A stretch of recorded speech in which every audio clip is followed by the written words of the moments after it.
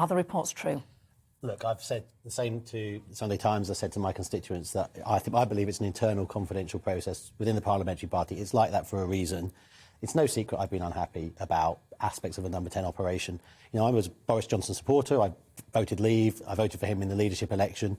And I'm a big supporter of the government's agenda, levelling up, the 35 million that's coming to Newcastle-under-Lyme. But I've got serious concerns about what's been going on at number 10 Downing Street, the sort of lax attitude to these sorts of things. And obviously the Prime Minister's role in that is open for question. That's what Sue Gray is going to report on. So I'm waiting to see what she says. But I have been very unhappy about some of the things coming out of number 10. And of course I rebelled on Owen Paterson as well. I was incredibly unhappy about that. So much focus is on the Sue Gray, the Senior Civil Servants report, which we expect later this week.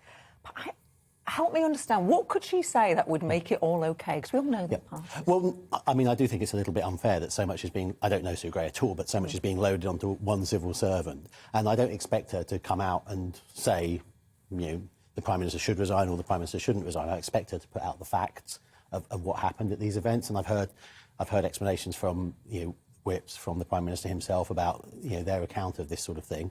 And so I think really just having the facts out there will enable people to make a final decision. I think a lot of people have come to their own conclusions based on what people have said so far, but a proper account of the facts, I think, is a fair process to go through, and that's what I'm waiting for. Now, your colleague William Ragg has claimed that some MPs were being blackmailed into supporting the Prime Minister. He said whips had threatened to withdraw funding from MPs' constituencies if they did not back Boris Johnson. Is that something you're familiar with? No.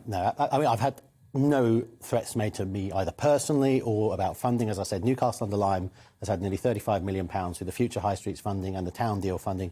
That's going to transform our town centre. It's going to transform some of the most deprived wards in my constituency, and I'm, you know, obviously I'm very glad to have got that. I went and, you know, lobbied for it with the department, you know, it's now called Levelling Up Department. So I've never had any of that. When I rebelled on Owen Paterson, there was almost no pressure put on me at all. You know, the whips asked me, you know, can you support this? And I said, I can't. And they just said, well, OK then. So I've never had that kind of pressure at all. Obviously, I'm not doubting what William said. William's a very valued colleague. He's on the procedure committee with me. And I think he's standing up for people that he believes have had that experience. But it's not been my experience. OK, clear enough. Finally, I know you don't have a crystal ball. 54 letters. Do you reckon? Is it going to happen? I've got no idea where we are with this at the moment. I mean, you know, speaking to colleagues, you know, I've got a good feel for my own intake, if you like, the 2019 MPs, but I've no idea what senior MPs are doing. There are obviously people on the backbenches who used to be cabinet ministers and are no longer cabinet ministers. They weren't happy. They might have backed Jeremy Hunt in the first place.